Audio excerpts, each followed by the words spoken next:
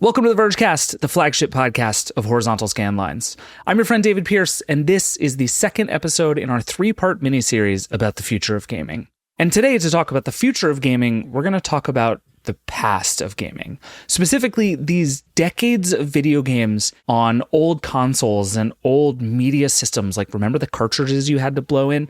What happens to those games as the companies that make them disappear and the consoles that they worked on disappear and the CRT TV you plugged it into disappears? How do we save those games? Do we want to save those games? What does it mean to save those games? That's what we're going to get into today. My colleagues from Polygon, Chris Plante and Russ Frushtick, are both back with me today to get into all of this. I'm going to consult with them and then go out, try to find some answers, and then present them with my findings. Let's get into it. Russ, hello. Welcome back. Hello. Chris, hello. I'm back, baby. We're doing this again. I'm excited. For our second topic in this series, we picked something, I think, if I remember correctly, I brought this up when we were talking about what we wanted to cover on this series, and you immediately were like, David, you know nothing. Let's explain how this actually works, which makes me very excited about this because this is a subject I find very interesting and know very little about, and I'm excited to dig into the weeds of it, which is essentially how we adapt and change very old games to be able to play them now. Some of that is old hardware. Some of that is you can play old N64 games on your phone. There are like people who exist in the world to try and preserve these games. I guess it's would we call it emulation and preservation as a topic? Is that a good way to look at it? I think there are two separate concepts there. Okay. Emulation and preservation are like two obviously related, but there are a lot of people that are focused on preservation that aren't using emulation and vice versa. But they are both equally important when it comes to preserving the history of video games overall. Catch me up just really quickly. Again, this is truly a world I know very little about, except that it's very popular, and it's the kind of thing that like a lot of people like to buy an Android phone just to do. Like one of the things I hear over and over is people like to buy Android phones just to play old video games on them. And I'm like, sure, that's a reason. How big a thing is this? Like you guys are in the day-to-day of covering games. Like, is this kind of emulation world something you spend much time thinking about? Yeah, honestly, I mean, it's not just people just downloading like a ROM online to play Contra on their PC. Nintendo uses emulation on their official Switch Online service to allow their games to run on modern hardware. So everyone is using emulation at that point to play older games. But emulation is not perfect when it comes to recreating every aspect of how the game originally ran. And some of those aspects are bad, like the game ran at 10 frames a second when there were 30 bullets on the screen. But that is like the true experience the developers kind of created when they originally made the game. So a lot of people are really focused on recreating those experiences as authentically as possible on as many platforms as possible. And I think that's where Frush mentioned the difference between emulation and preservation. Preservation is trying to either recreate that perfectly, which we will get into with things like the Mister device or system, or making it so that you can just still play your original hardware, right? Like, can you find an old school CRT-TV and an original Super Nintendo and the original game? They all kind of can blend together. You know, you can get emulation that is close to preservation perfect, but it gets really nitty-gritty really fast. And we thought after last week's episode, you didn't kick the kind of purist nest hard enough.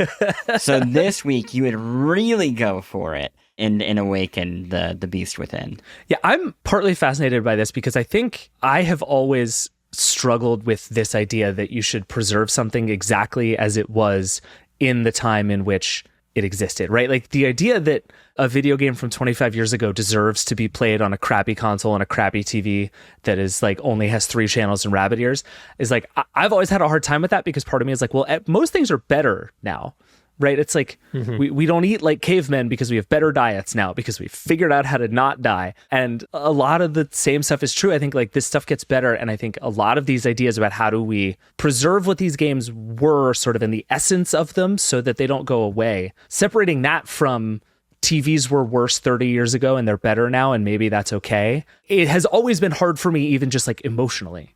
I'm about to blow your mind even further. The problem is all of these games and all the art in these games was made for those shitty TVs. That is true. I play like the old versions of some of these games, and they just look like crap on new TVs. Yeah, because they were designed for CRT TVs. Like, it's really wild. Yeah. Yeah.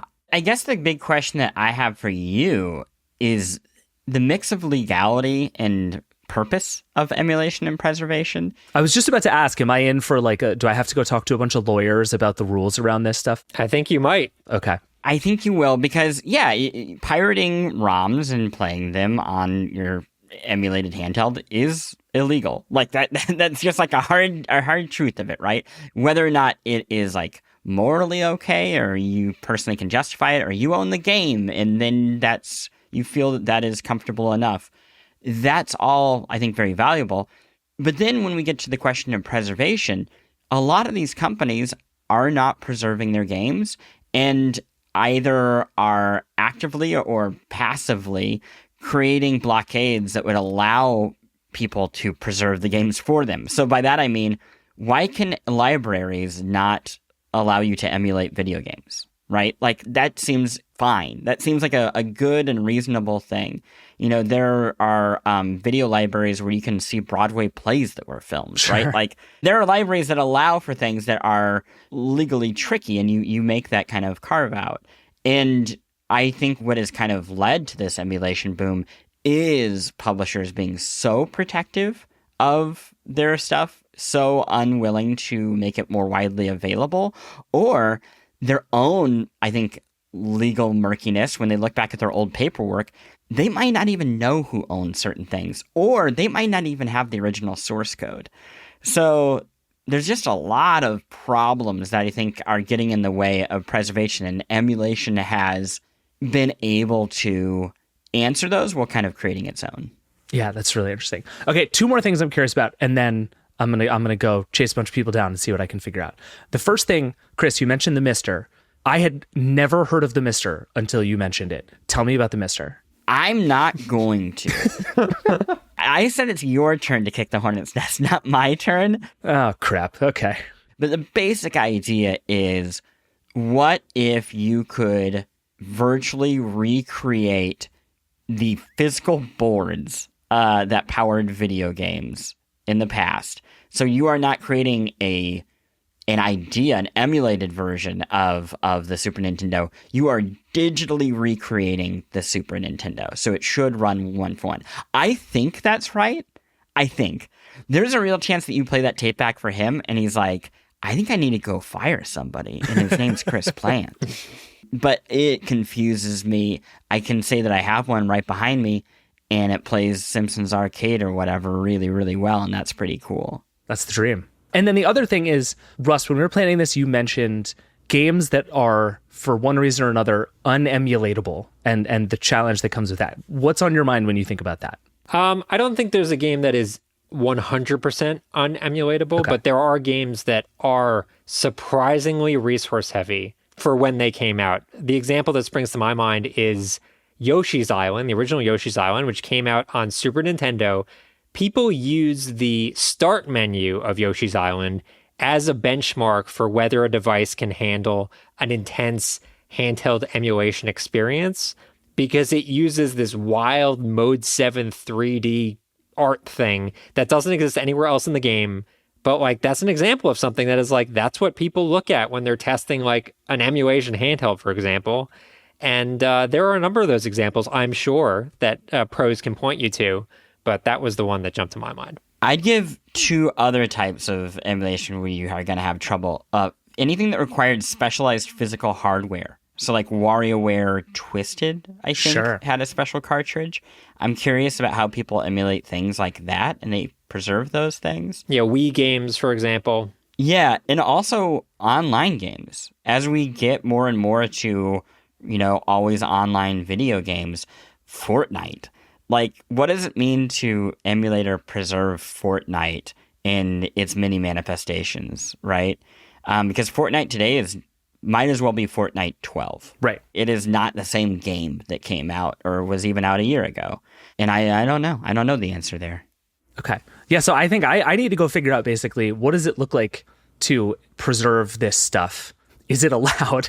and then like, how are we as people supposed to interact with it, right? Because I think there's a version of this that it's like, it's cool that this stuff exists for sort of purely archival purposes, right? Like, put Fortnite 1.0 in a museum. It's cool that we can see what that looked like at the time. That's one version of it. But there's also a version of it that it's like, what if we as people who like to play games had access to every game that has ever existed in something like the form in which it was intended to be consumed? That's very cool and very exciting and super, super complicated for 1,000 reasons. So I think I'm gonna run both of those things down and see what I can come back with. Does that sound good? Rock and roll. I love it. All right, we're gonna take a break. I'm gonna go explore a bunch of stuff. We're gonna come back in a couple of weeks. But for you, thanks to editing, it's gonna be much faster. We'll be right back.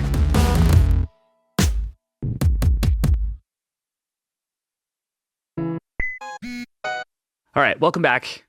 It's been a few weeks. I've gone all the way across the country. We're recording these, I've discovered, where I'm in a different place every single time we record. This is like a fun game we're playing for an audio podcast that no one will get anything out of. How are your lives? Tell me everything. What have you been up to?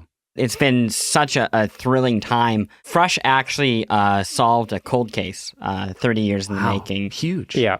It turns out it was me the whole time. I just didn't want to admit it. So it was actually a pretty easy case to solve. It's open and shut when you get to it. Well, okay. Emulation and preservation. This turned into kind of a strange, like, philosophical rabbit hole for me of talking to folks about what it means to keep video games around. And what we did last time was I had sort of 5 pieces of evidence for a theory that I developed in the course of talking to people. And we talked about why handheld gaming is the future. This time I have come to you with, I would say, 5 ideas about how we can make game emulation and preservation work for everybody. Okay. Some of these I think are very good ideas. Some of these I think are very bad, impossible ideas. But they are ideas that I have heard from people over and over. So I'm going to throw them all at you, and we're going to litigate what happens to old games. How's that sound? I love it. Why am I afraid that you're going to throw 5 very good ideas at us, and all of them are going to end with, unfortunately, that requires legal changes, and there will never be any movement on this for at least 10 years? I have really great news for you. Idea number 2 is change all the laws. So we're going to get to that. Cool. Covered. We talked a little bit about this up top, but just to like reset the scene here a bit. Question I found myself asking everybody is basically like, why do we want to preserve old games? And I got a lot of good answers from smart people, but I just have a couple that I want to play for you right now. One thing a couple of people told me was that they compared the video game industry now to like the early days of the film industry, which I think is a fairly common thing in this space. It's a useful metaphor for how we think about how long things live and the formats of them. And a thing that people told me that I had not realized, but is very true, is there's a huge amount of stuff from like the 20s and 30s in Hollywood that is just gone, like fully gone, does not exist. No one will ever see it again because it was made once, it was put on one thing, it was shown in theaters because that was the only way to watch movies, and then it just died. And those things are gone. And there's this real sadness in that industry about how we lost what turned out to be these crucial parts of film history. But at that time, it wasn't history. It was just like this weird lark that people were doing. So there was no feeling that this is a thing we need to preserve. And there are a lot of people who feel like the early days of the video game industry in particular has really run into that. One of the people I talked to for this was a guy named Frank Cifaldi, who I'm sure you guys know. He runs the Video Game History Foundation. And he told me a bunch about the idea of the old film industry, and he made that same comparison. But he did this really great thing where he was like, let me explain to you what it's like to have a video game right now. And I just really enjoyed the way he explained it. So let me just play this for you real fast. We often compare it to like if movies were only released on like VHS ever. And you want to watch Back to the Future, all right, well, you have to go on eBay and you have to like find an antique VHS copy that's degraded a little bit from use of Back to the Future. You have to find a VCR that works, a TV that it plugs into, or you have to like find the external scalers that make it look correct on your modern TV. You might need a time-based corrector and those are really expensive because the magnetic flux signal is like out of sync or whatever. You know what I mean? Like that's where video games are in the legal world. That's literally the same thing. I love this explanation, and it makes it seem like a mess. Does this feel right to you? Like, does his way of thinking about it track? Yeah, so in other words, what he's saying is because games are specifically designed for very specific hardware, in order to experience them now the way they were intended, you need to have the hardware itself. So in his example, you need a VHS player to play a VHS tape. And that's the case with so many games, which I think is fair, especially for the games from like the 80s and 90s. Absolutely. I think it's gotten a little better, but it's still definitely true. I think there's another way of kind of hearing what Frank said that I had not considered, which is with an original movie, you would have the original elements, like the actual film that you shot, right? Before it then gets like transferred over and over and over again. And the comparison to a VHS tape is really interesting because we don't have the source code for so many games. The original code of most games is lost, even very big games. And with the VHS tape, there's a way of hearing that as we are not even getting the best version of it. We're just getting a version of like how they could print it at the time. I think that gets into like real nitty gritty of preservation. Are you the person who thinks that a game should be experienced exactly was it experienced in 1996 for, Nintendo 64 or whatever? Or do you think it should be experienced like literally the code that they wrote? And yeah, I had never considered it like that. If you think about it as the latter, I mean, wow, that actually really messes with preservation because I can think of very, very, very few games where the code of a game is available. Yeah. So, okay, you just brought up a thing I was going to get to later, but let's just talk about this now. The single most controversial thing I talked about with all the people I talked about for this was this question of, is the right way to preserve a video game to preserve it exactly as it was and exactly as it felt, and like the most true to the experience at the time? Like, should the way you play a game from the 1980s be on a 1980s TV in like a shag carpet living room with fluorescent lights everywhere? Like, should it be as close to what it was when it came out as possible? Or are there ways we can like modernize and improve these things? And a lot of people use the word artist's intent, right? Like, to what extent can we infer what they wanted to do and were technically constrained from being able to do versus what was it at the time, and which of those is actual correct preservation? And I have a bunch of theories and some answers that I got that I'm going to play for you guys, but I want to know what you guys think about this because I suspect this is a debate that's happening all over the gaming industry all the time.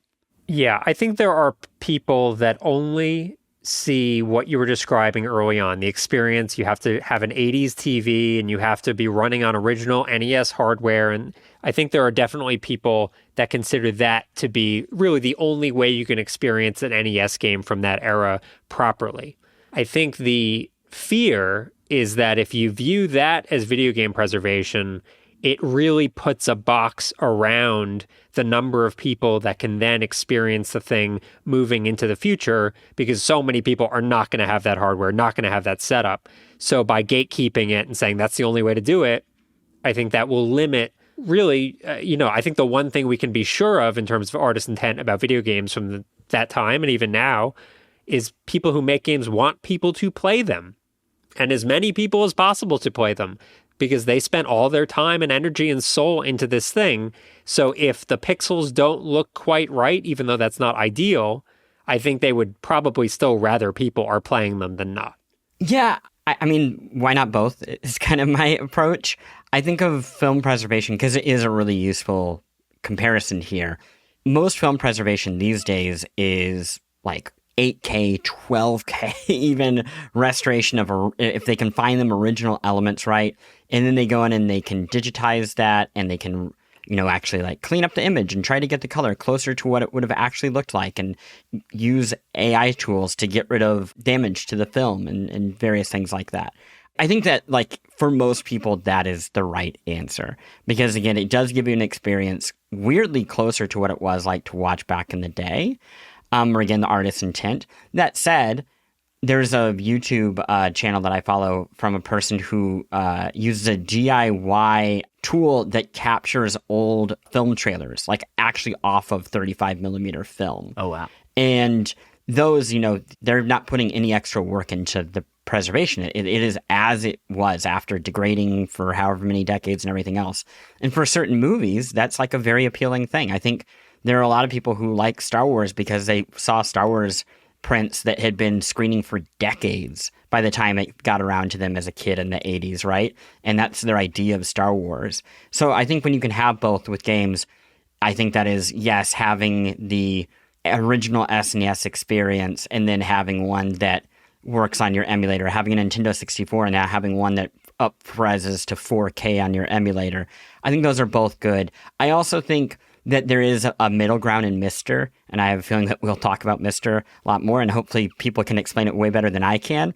But when you are able to kind of recreate the original hardware in digital form, I think that allows for what I suspect a lot of people will say, which is some of these NES games and these classic retro games, they don't really work on modern screens. Like, you actually need the kind of like jumpiness of the frames and other things to experience them appropriately. And that is something that can be created with a tool like Myster. But I'm excited to hear more because it sounds like you've spoken to all the right people. Yeah, I think the place that I've landed, I think, is it's kind of about how you think about the goal of preserving these games, right? Like, I think there's a divide I've come to think about where it's like, and this actually informs a lot of what we're about to talk about, where one way of thinking about what we do with video games is like as sort of historical artifacts, right? And that's where the goal is to understand them as they were when they were around, right? And I think like one of the things Frank talked a lot about when he and I talked was this idea that one of the things the Video Game History Foundation does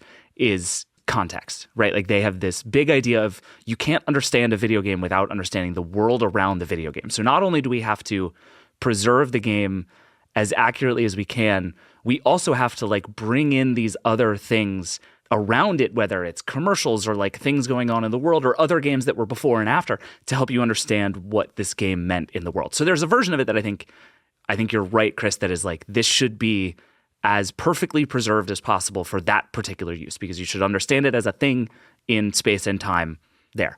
But then the other half of it is like, what if you want people to play these games? And this is where I really come to kind of, Russ, your way of thinking about this. Like, these games can be better now. And in so many ways, like one of the things Frank was talking about was there was this little thing. Actually, you know what? Let me just play it. He gave me this whole really funny speech about the NES and blinking lights.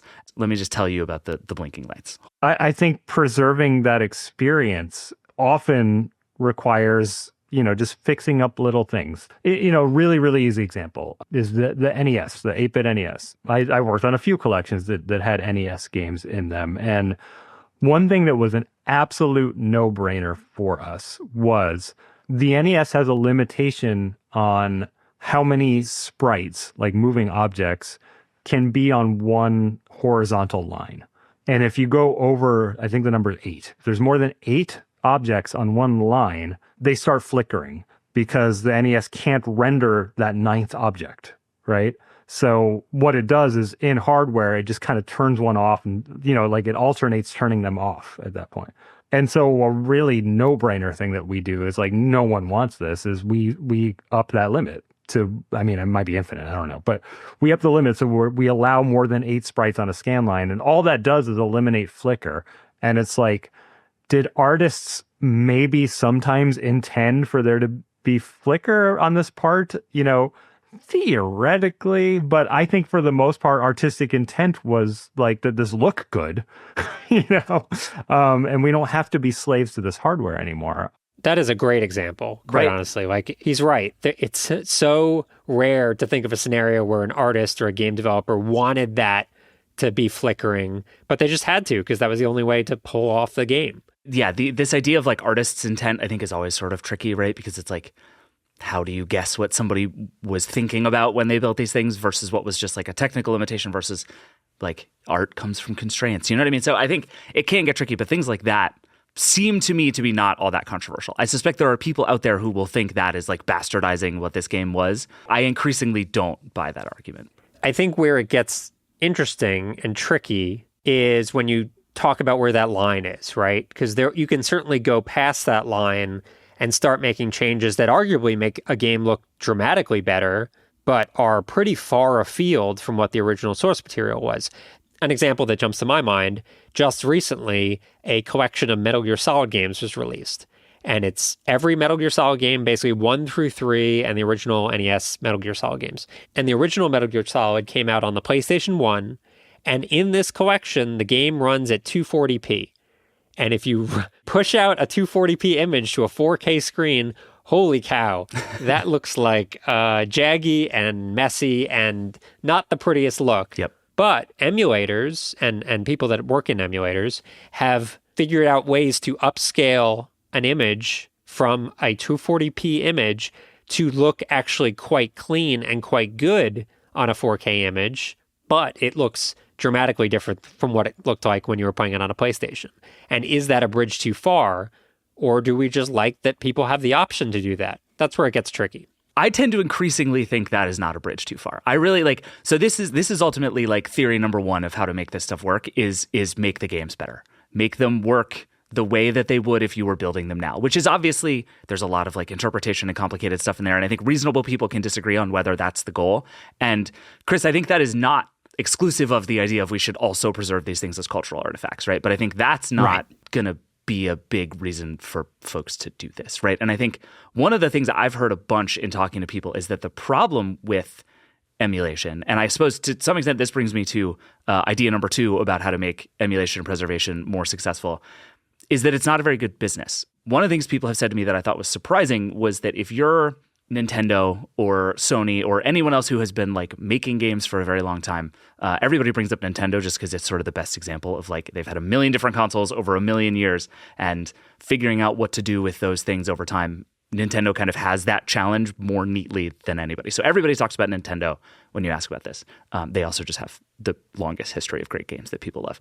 But if you're Nintendo, I always sort of thought there was just like a database of games sitting somewhere and you just like click 8 buttons and it becomes available again. And I have been aggressively disabused of that idea that actually it is more work than people give it credit for to make that stuff available. And if you're a Nintendo, you can probably resell some of those games and that's cool and exciting. But the case a couple of people made to me that I can't stop thinking about is that if you're Nintendo or any other game maker, you can spend your finite resources and energy bringing these old games forward, which will sell to some people. There's a cool nostalgia factor. You can help some people encounter new kinds of games, or you can spend that time and money and energy building new stuff that is going to make you lots of money and sell more consoles and be good for your bottom line over time. I would clarify a little bit on that, I think, which is it is very, very easy for Nintendo or anybody else to take a bunch of ROMs, put them into an emulator, and put it on the Switch. That itself is very, very easy.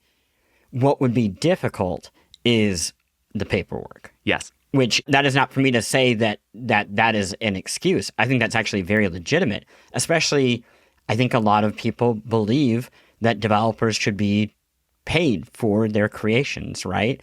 And a lot of these games were made before people could even conceptualize something like this sort of emulation or games being widely available like this.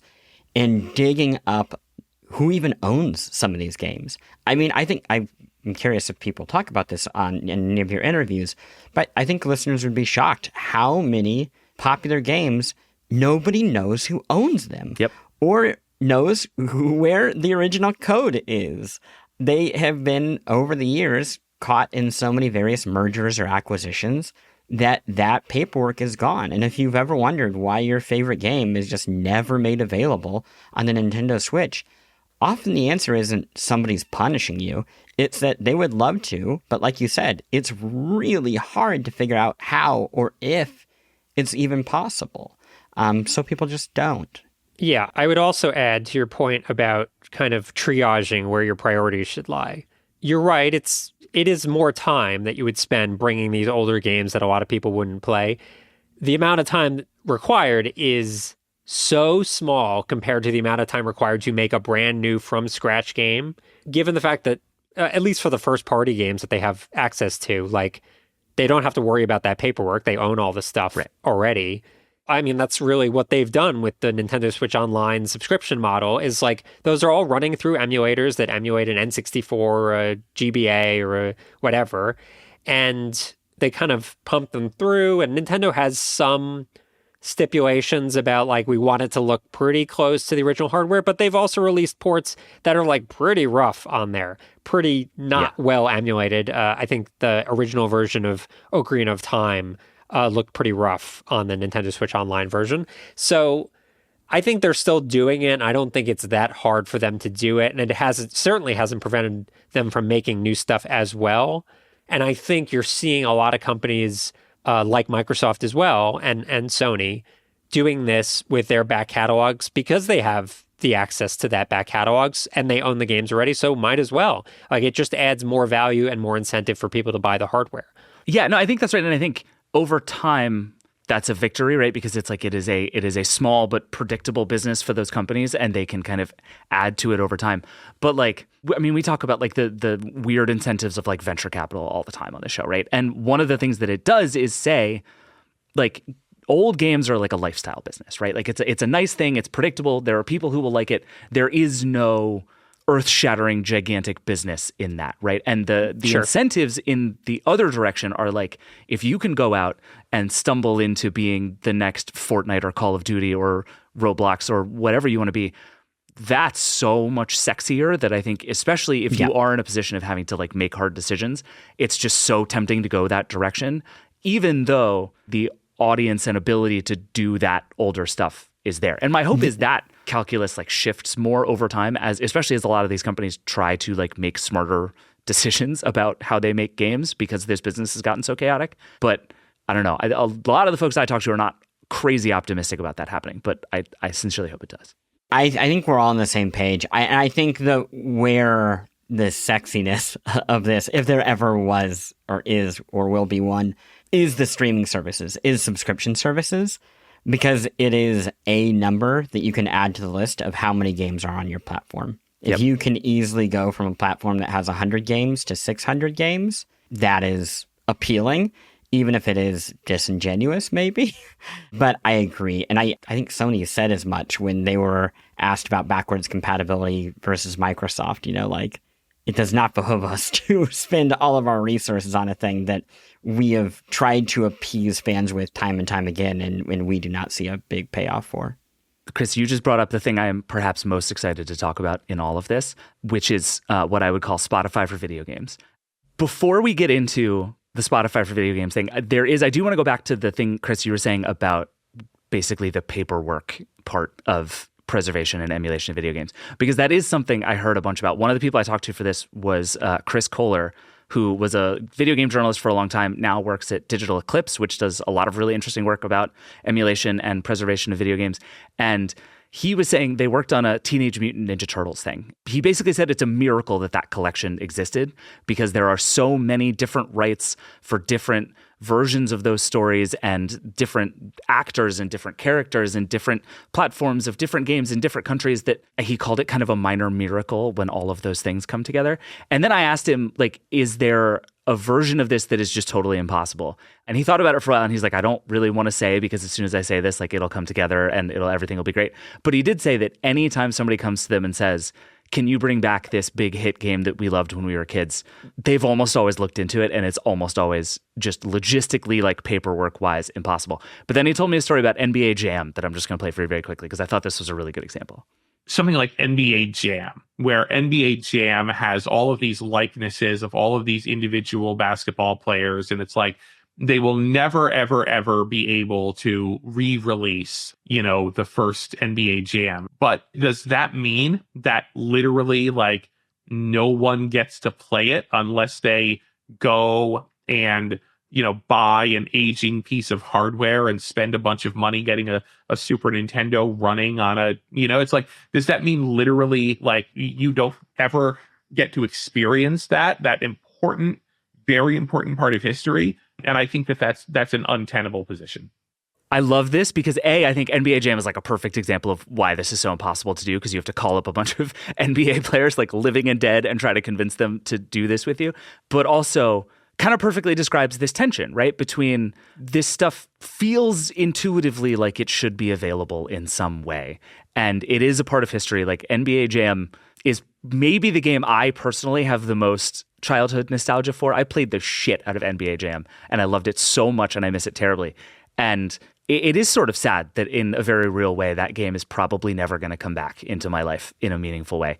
And like, I like that as a way of thinking about like why this is complicated, and for perfectly valid reasons is complicated, but it also sort of sucks that that's the way that it works. Okay, but it kind of then begs the question, and again, I'm sure this is part of this episode of obviously there are ROMs out there that you can get within 30 seconds of Googling NBA Jam ROM. I'm sorry, like I don't want to like step too far afield of Midway and their lawyers, but like you just did the same thing that almost every single person I talked to for this show did, which is you kind of can't have this conversation without basically saying, yes, this is illegal, but it shouldn't be. Go do it.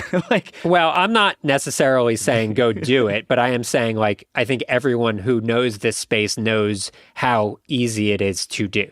But there's step 1 and there's step 2 there, which is, yes, there are ROMs, and that's creating more VHS tapes, right? Like that's what we're kind of talking about there.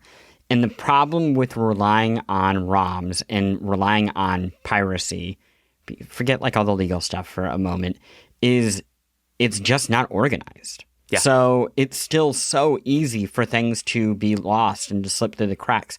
It really actually relies on popularity and a collective willingness to remember something versus something that is more official, like a library, where whether or not it's popular is irrelevant. It existed. It will be preserved. And then even if people forget about it for 30 or 40 years, when people go back to look for it in the future and there is suddenly a reason to care, it'll be waiting for them. It won't just be lost because it didn't keep getting uploaded over and over again onto different like random ROM sites that were getting whack-a-moled by Nintendo and other companies. Yeah, but don't you think that the, non-centralized distribution of this stuff ensures its longevity rather than relying on like a singular? Not at all. I mean, I appreciate a Bitcoin mentality, my friend, but that's not me. I'm not that guy. I think it's idealistic in that, again, it's so informal. And it's so easy for those sites to get taken offline at any moment. Here, actually, there's a really easy way for me to point this out. When Napster was popular, and this is when I was in high school, there were a lot of songs that were like alternate versions of songs or live versions of songs that I loved, and some of my favorite music. And I cannot find it anymore. And a lot of those, I was like, why don't you download it? It's going to be on Napster. Like, it's in the air. Everybody's sharing it all the time. It's just available there forever. And now, I'm sure it exists. I'm sure it's on some, 40 and 50-year-olds' hard drives somewhere, but they're not sharing music anymore. And then younger people don't care about those bands. So it's just gone. And that is what I always worry about with ROMs in the world of gaming, is it is easier for it to disappear than I think we think, because generational shift is a real thing. And a lot of, 40 and 50-year-olds right now really care about 70s and 80s game preservation. Yeah. But who knows if that'll stay this, true another 10 years from now. The question there is kind of who should be responsible for it, right? And this is where we start to get into some of the legal stuff. But I did have a couple of conversations with people who think that public libraries are really the correct home for this, as we were talking about at the beginning of the show, that is a place that can not only sort of preserve this stuff for historical reasons and has good, useful loopholes by which to do so, but also can give you access to it, right? We have this idea of controlled digital lending, which is very much under threat because of what the Internet Archive did with books during the pandemic. It's all very complicated, and we'll get into some of that in a minute, actually. But I think this idea of who is the right steward of that is really the question. And this is where we get to Spotify for video games, because there are a bunch of people out there who think that maybe the way to do this is to essentially bundle it all together. And I think you have to sort of set aside a bunch of realities in order for that to be possible. The idea that a bunch of these companies that have been making games for 40 years are suddenly going to decide to all kind of throw in on a single service for old video games, probably super unrealistic. But who knows, maybe we would have said that about the music industry 20 years ago, and now here we are, Spotify exists. I think the theory of it is a really interesting one for two reasons. One, because it gives it a real chance, I think, of being an actual business in a way that I think these sort of mini libraries and multiple different services is less compelling. Having this one giant place with all the old stuff could work in a more convincing way. I talked to some people who do not agree with that, and I talked to people who do.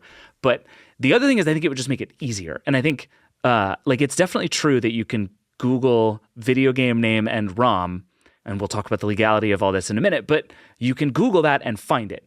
But the gap between that and actually playing it somewhere is bigger and more complicated than it often is. Like one of the first people I called for this episode was a guy named Riley Tessett, who made this emulator app called GBA for iOS a bunch of years ago. Yeah. He exploited the like enterprise certificate thing on the iPhone so that you could download games onto your iPhone and emulate them and play them there, doing all these really cool old video game things. And he then made a thing called Delta, which is this very professional kind of high touch, beautiful way of emulating old video games. It's not a way to get ROMs. It's very like cognizant of the fact that it can't have the ROMs for you, so you have to bring your own ROMs, and it just kind of turns a blind eye to where those ROMs come from. But it's in this place of like, he built a really great app and went to Apple and said, I built this app for emulating old video games. Can I put it on your platform? Let me do it for you. It'll be awesome. And let me just play you the way he described what happened with Apple. After GBA Files was shut down, I tinkered away at what would become Delta, like just to entertain me and also to learn Swift. It was like a fun thing. But then I was like, you know what? I should just reach out to Apple and see what I could do to get it in the App Store. Is there anything? And so I talked to like the app review team at WWDC, and they basically told me Apple's problem is mostly that they don't want to allow people to install any game that they can't approve. And I believe them. They were concerned that people could go around like the age rating and stuff if they just like downloaded old games through Delta. And I heard that, and I was like, you know what? That makes sense. I understand. So that's the first half of the story. The second half of the story is he figures out how to make kind of an allow list for these games. He's going to say only these ones are allowed, which again is a complicated legal thing to do, because if he's saying you can bring your Pokemon ROM and emulate it on this thing, you've sort of entered into a world of hurt. But then Apple ultimately just said, never mind, we don't want emulators on this device at all. So he built this weird, complicated thing where you essentially use your computer as a server to run Delta on your phone. And it does work. You have to like turn on developer mode, and it's really hacky. And most people just aren't going to do that, right? And I think we're just in a position now where if you want easy access to these old video games, the best move, at least that I've found, is to buy one of those slightly sketchy things on Amazon that ships with like 27,000 games on it. And some of them work and some of them kind of don't. And some of them are definitely like porny and gross. But it just doesn't feel like we have the good system for it that would even give it a real fighting chance to work. The good system for like easy emulation for the masses, basically? Yeah, like even leaving aside the legality of it, like it just doesn't feel like there is a good tool by which I can get access to this stuff. It's all out there if I'm willing to, search through Reddit and GitHub and find all this stuff. And this is also kind of where we get to the emulation hardware and software side of things. Like the thing that surprised me the most, honestly, in doing this research is how sophisticated the emulators are for basically every console ever. There are amazing groups of people out there working on this stuff, mostly in an open source way, mostly just out of the goodness of their hearts. The software behind it is incredible. It's just really inaccessible to most people. Which makes sense, because whoever would centralize all of this stuff would need all of the permissions that we've been talking about that are next to impossible to get. So that's why we don't have the core main person doing this. They don't want the responsibility. Right. It's much easier to just say, okay, it's on archive or whatever. You'll find it somewhere, but I don't want to be the person that's responsible for that. Yeah, I mean, I do think that's part of the challenge. Is it's like building the Spotify for video games would be 5% really interesting product challenge and 95% just nightmare legal paperwork scenarios. I would say literally impossible. From a legal standpoint, literally impossible to get the clearances on the entire catalog of old games. I think that's probably right. But even in theory, like just play out this flight of fancy with me for a minute. If in theory it worked, do you think there is a real business for the Spotify of old video games? Not at all. No? No, it's why it should be in libraries. Because, well, again, I'm very clear with my belief here. Who gives a shit? I mean, in a venture capital size thing, right? Like music, people love music. You go out to a stranger and like, have you heard the Beatles? And they're like, yeah, I know a few of the songs, definitely. You go out to a stranger today and you're like, hey, did you play Belmont's Quest? And they're like, can you stop talking to me? I'm trying to buy my groceries. Like, I love this. I am a huge advocate for it. I would love for it to exist. But as we already said with Microsoft and Sony, part of it sure is the legal. Part of it is the financials, again, of all of the legal. And then part of it is just the hosting of it. You put up thousands and thousands of games. most of which are like bad. That's the other part of this. It doesn't mean they shouldn't be preserved. But just like early film, most of it's garbage. Yep. And then you get into like, it is a spiral of more questions, right? Like, okay, well, we did all of that. How do we curate it? Okay, we did all of that, but all that people are playing is Mario and Mario Kart and the original Zelda, which have always been, not always, but are relatively readily available.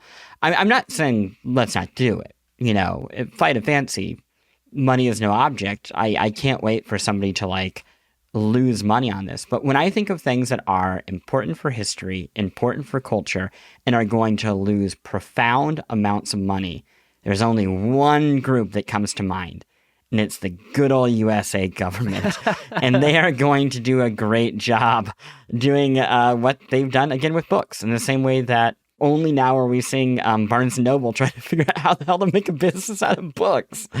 I don't buy that it is a business on practically any facet, unless you did very specific targeting, which is again, what emulation is now, which is you can pay and get Metal Gear Solid Collection, and you can get just the game that is like very specific, and they'll charge you a ridiculous amount of money for it. Yeah, or you subscribe to Nintendo Switch Online, which is arguably the closest comparison, David, to what you're talking about. And obviously that is the main selling point. Like, you get a few other perks with Nintendo Switch Online. You can get cloud saves, various other things. But what they're selling is access to this library of old Nintendo games. And it's a pretty big library. I don't have a count in front of me, but it's a lot of games. And so they do view that as at least some level of an incentive. I don't think it's a genuine, like, big tick on their balance sheet, but it's there. And I'll say, even with Nintendo Switch Online, it's telling that they advertise that, but then they also advertise the free DLC for their major games. They advertise the Mario Kart, courses or whatever. It's even they see Nintendo, with the best collection, is not like, well, this is enough. Like we have these great old games that surely will be enough to get people to spend it each month. Even they're like, we got to get some new stuff on here, or else we're not going to get people.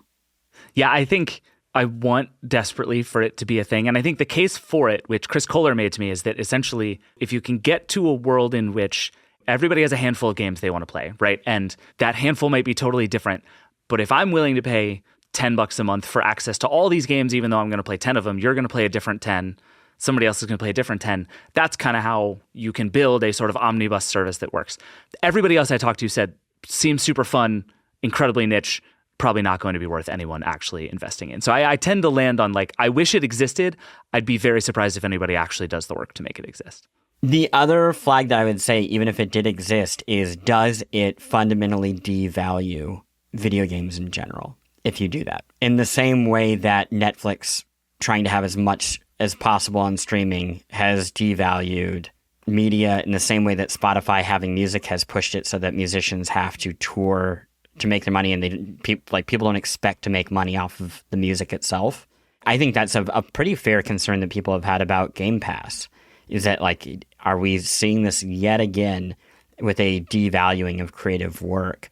And I think that's been a big part of the unions, all the strikes in Hollywood, right? Is like, if you're going to do this sort of thing, how do you pay people? Because the audience isn't going to like the answer, which is we should be charging way, way, way, way, way more stuff for all of this, for these services, if we want people to be paid how they were in the past. It is tricky. It is tricky. I really agree. Okay, let's switch gears. We're going to take one more break, and then we're going to come back and we're going to talk about the law. And I have learned more about copyright than I ever intended to for the purposes of this show. We're going to get into it. We'll be right back.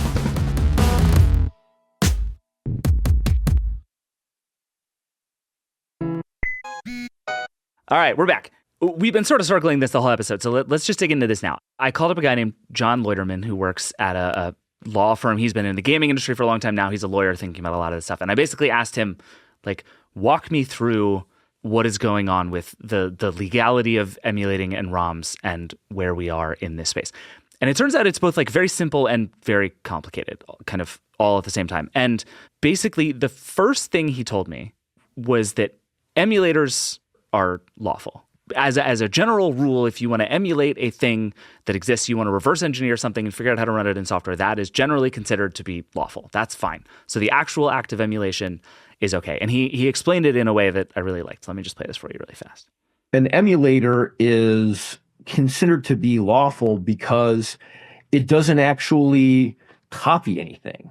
An emulator is software that is designed to mimic the function of another piece of software, which doesn't necessarily require you to copy the code or to copy any, binary executable component of it. You can monitor how that system works, and then you can make another system that functions the same way. And copyright law only applies to the expression of an idea and not to the idea itself. So I thought it's very good and straightforward and helpful, right? And what he did say is, do you guys know the story of the Dolphin emulator and what has happened to Dolphin over the years? Not recently. I am familiar with it, but I don't know what the backstory is. So Dolphin, as I understand it, and please, everyone, email vergecast@theverge.com and tell me all the reasons I'm wrong about this story. But the way I've come to understand it is Dolphin is a group of people who made a Wii U emulator. And it was very good and very successful. The Wii U is a hard console to get right and emulate, but they worked on it really hard, did a good job, and it was made available through, I think, the Steam store.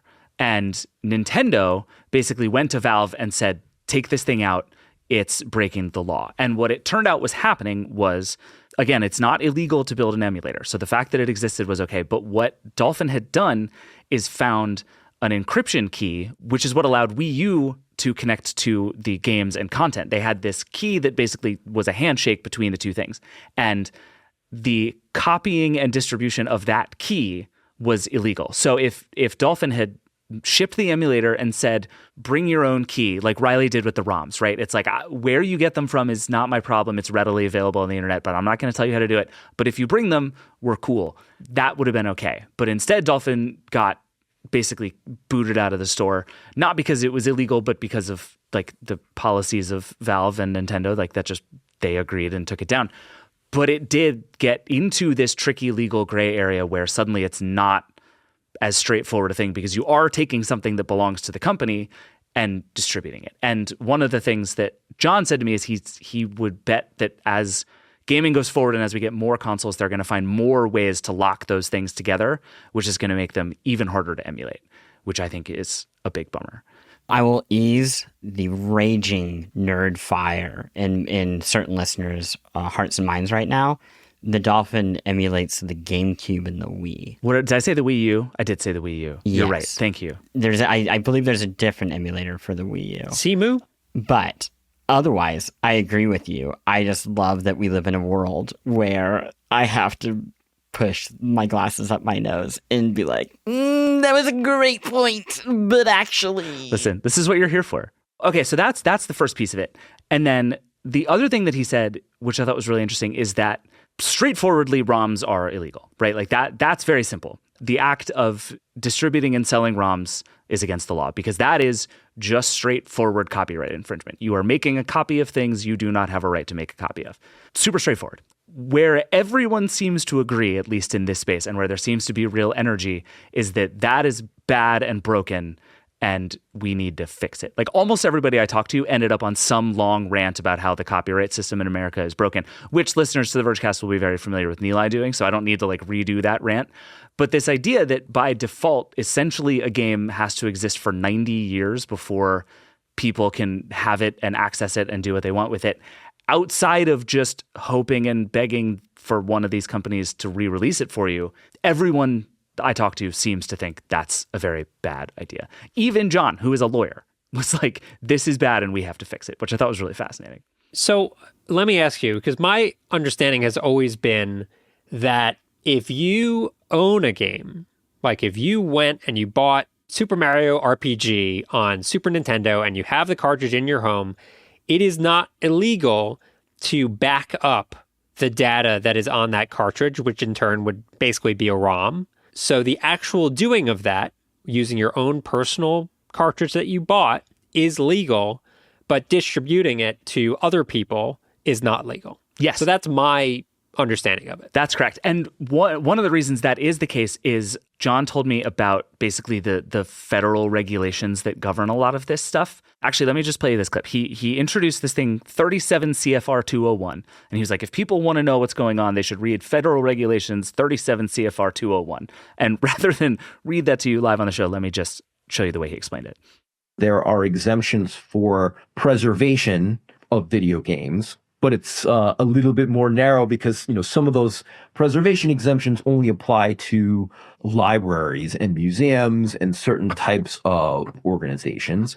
There are other exemptions that are specifically listed in there for, in cases where you own the software already and now you're allowed to make copies of it for different purposes. And there's some specificity in the Code of Federal Regulations about that.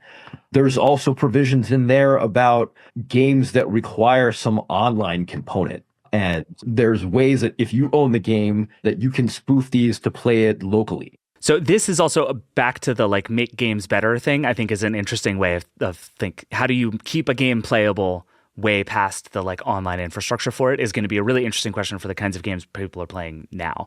But yeah, to your point, Russ, the federal regulations are what really govern a lot of this stuff. One thing that John told me is there's not a lot of case law around things like emulation and preservation. And his theory for that was essentially that the people doing the emulation and preservation are so small that they literally can't afford the court fees. So the way that it has been is you would need some big player to have the wherewithal and resources to fight against Nintendo or Sony or one of these companies picking this fight. But what it has been is you have occasional times where Nintendo will say, take this down, and they take it down because they can't afford the fight. But mostly we've just ended in this place of détente, I guess, where it's Nintendo doesn't want there to be precedent that this is a thing that is legal, so they don't really want the fight either. They want to have this ability to sort of take down things that they want, but also leave well enough alone.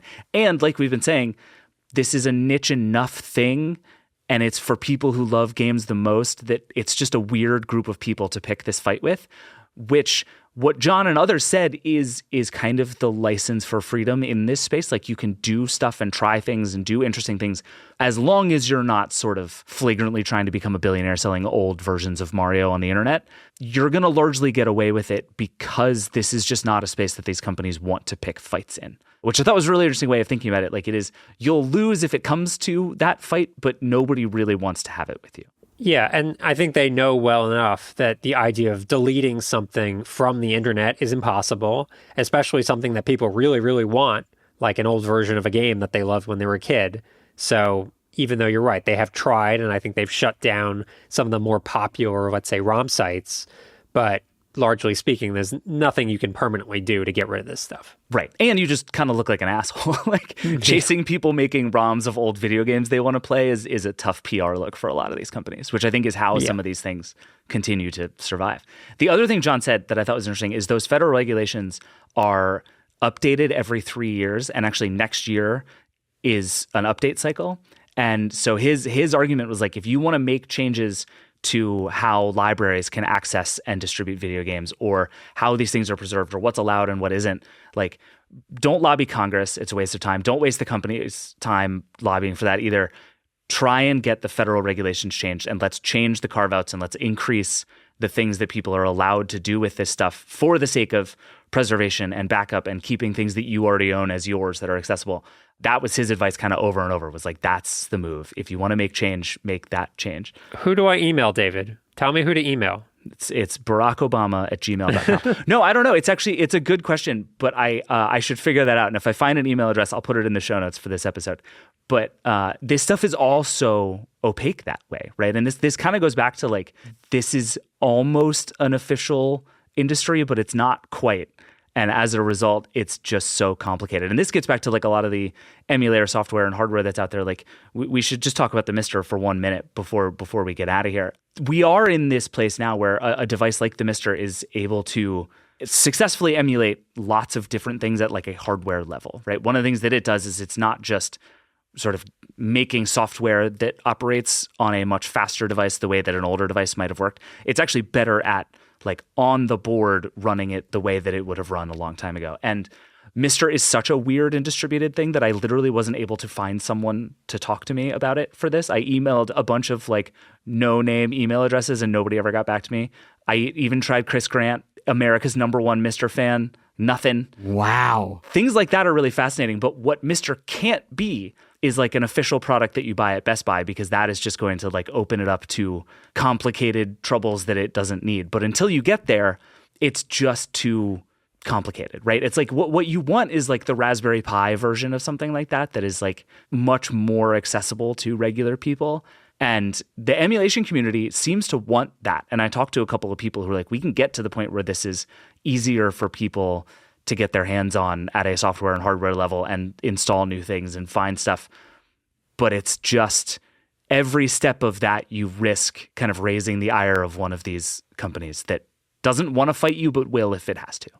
But I would counter that by saying I think there is one company, and people will probably know this if they're in the space, that has done a very good job of getting Misters out in the world, and that's Analog. Oh, yeah. So Analog sells, devices that they sell the Analog Pocket, which handles basically the Game Boy Color, a bunch of handheld systems. They have devices for old consoles, NES, Super NES, etc.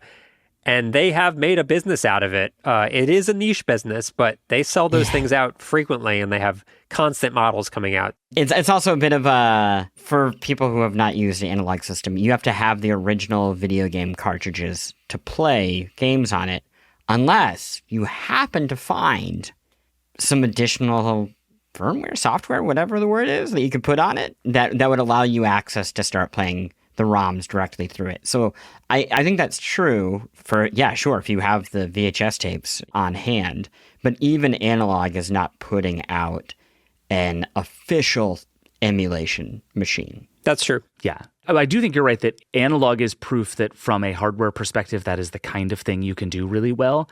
But even it is like, it's very clear about the lines it can't cross.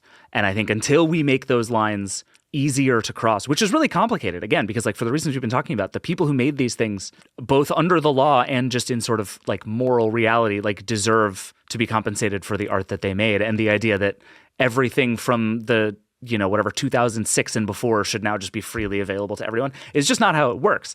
But it does seem like there should be a better way of doing this. Like one of the things that John proposed when he and I were talking was that a reform to the copyright system that he likes would be one where, let's say 10 years after you release something, you just have to do an incredibly basic thing to keep your copyright. Like you just have to send in a piece of paper that says, yep, I still want this. And it keeps it as yours. But what that means is for companies that go out of business or for things that just literally nobody cares about that are going to otherwise just kind of die. And there are a lot of those out there. What it would do is without that one tiny piece of effort, that stuff would become public domain. And he's like, that's how we get to a point where things that are no longer cared about become the property of everybody. And I think as like a common sense way of thinking about it, I like that a lot. Again, that's like a giant legal minefield that I suspect will never happen, but like spiritually, that feels about right to me. I agree with that. I think that will raise a lot of questions, like what about disputes over ownership? So who sends in that sheet of paper, right? And what happens there? But I agree. I also am a version of that I think is, I would hope, much more doable, again, with ROMs and libraries, is like after 5 years or 10 years, you still have obviously the right to sell your game, but libraries have access to make the game available in however many copies you want for free at their discretion. And then it's like, yes, you still own your trademark, your copyright, whatever, you still own the game, but in terms of public good, we can open this up. I'm a firm believer that should be true for not just games. I think the laws in our country in terms of preserving art as capital are deranged, but like that's a whole separate podcast I'm sure we'll do one day. Yeah, I agree with all that. And I will say there was real both enthusiasm and optimism among the people I talked to that we can get to the point where libraries can be that thing. That we're still figuring out so much about digital lending and how that interacts with copyright. And I mean, we're talking about this with ebooks now, right? Like, is it the same thing? You have to buy a copy of an ebook for everyone you want to lend out, or can the library buy the book once and then lend multiple copies? Like, we just don't have answers to this stuff, but I think we're going to get them one way or another. And there's a chance it's really ugly and essentially kind of kneecaps everything libraries want to do everywhere, because there are some publishers out there who would like that and are very powerful. But there's also a version of it that says, like, even digital goods can be accessible to people as a public good through libraries. And almost everybody I talked to was like, that's an outcome we can absolutely all get behind, which I thought was very encouraging. What do we do about the fact that it's not going to be a business? This is the question I want to leave with, is like, do we have to just think about this as artistic preservation and a thing we do because it's important and worthwhile? Or do we need to find a way to like inject capitalism back into old games? Like, as we think about this issue over the next 10 years, do we think about this as a public good or like a line of business? Absolutely a public good. And that doesn't mean that like the really big things can't still be a viable business that keep people aware. For example, humble brag here and a shout out. I'm on the board of my local indie movie theater here in Orange County, of course you are, in Santa Ana, called the Frida. People should go to it and see great movies. Like Dog Day Afternoon was just there, right? And really great old movies like that, and some small ones that could get lost, screened there. And that is great. And that is a great service. And it is a nonprofit. Even to show very famous movies like Alien, you still are probably going to need to be a nonprofit status just to justify your business. But even we are not going to be showing the lost movies of like 1928, right? And as time goes on, as this becomes a more mature medium, that's going to be more and more true for video games. And I think, yes, we can use the machine of capitalism to maintain interest in older games, but it's going to need to be the big ones, just like it is with any other form. You know, how many novels from 1944 do people read on a regular basis, right? Like, you have to find other ways of preserving them. So I think it's a bit of everything. You're going to have the market keeping us aware of the really important stuff. You should ideally have libraries or nonprofits that are able to preserve the stuff that people wouldn't care about. You can do total remakes like Resident Evil 4 remake that are kind of doing, I think, something that you got, which is, even if you do preserve this, sometimes the games just aren't that fun anymore. Yeah. And you need to kind of like upgrade it. Demon Souls on the PS5, I think, is another example. I think it's a multi-pronged approach. And I do think you're right that the fact that I can give all those examples is encouraging. The one that I can't give is, what do we do about all the 99% of games that are not the big stuff? And right now the answer is pretty much exclusively piracy and ROMs. And that's just it's not good for anybody. It's not good for the companies. It's not good for preservation to not have better options. It's not good for availability. It has people having to look at some really nasty ads on their browsers. Yep. Yeah, I think it's time for change in that department. I agree. Russ, any thoughts before we go? No, that is a good summary. I do love old games, and I love very esoteric old games as well. Stinger is a side-scrolling shooter where you fight a giant floating watermelon.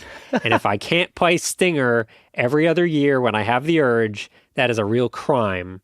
So I think we need to make this a huge priority across the country and across the world, really. Do it for Stinger is a slogan I can get behind. I like this. Amen. All right. Thank you guys, as always. We're going to be back for one more of these next week, but this is really fun. Appreciate you guys doing this with me, as always.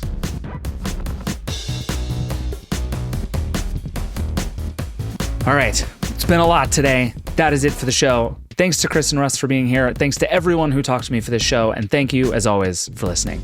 As always, if you have thoughts, questions, feelings, games you'd like to emulate, or just more things to say about the fact that I called the Dolphin a Wii U thing, you can always email us at vergecast@theverge.com or call the hotline 866-VERGE11. Love hearing from you. Send us all your questions and thoughts. This show is produced by Angel Marino and Liam James. The Vergecast is a Verge production and part of the Vox Media Podcast Network. We'll be back on Wednesday to talk about Spotify, Netflix, and the hotline, and we'll be back on Friday to talk about all the news of the week, because the news just keeps coming, my friends. We'll see you then. Rock and roll.